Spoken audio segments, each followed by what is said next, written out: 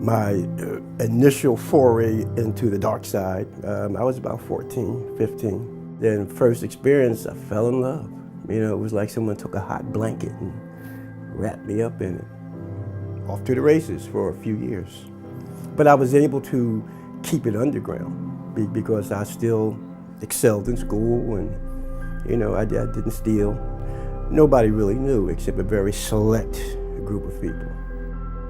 Opioid use disorder is fairly common. It was something prior to all the recent hype was certainly an issue and was there, obviously not to the degree that it is now.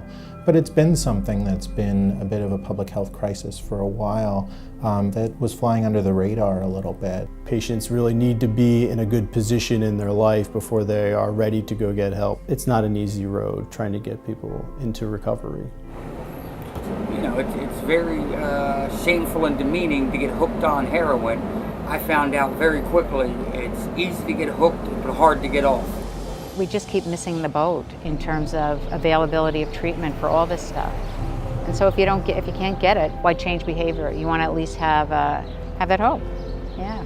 In the United States, currently, right now, about 91 people a day die from an overdose. If you sort of narrow it down to our Philadelphia community, we see 3 a day.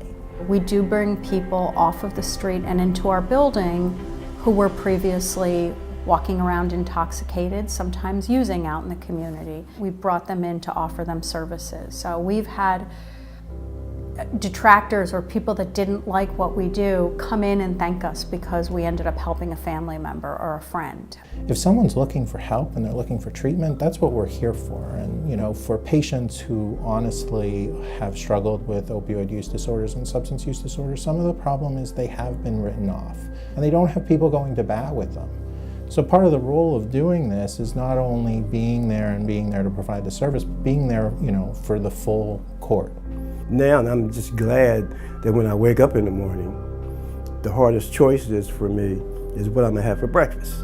An addict feels as though they're by themselves and no one gives a you know what, but that's not true.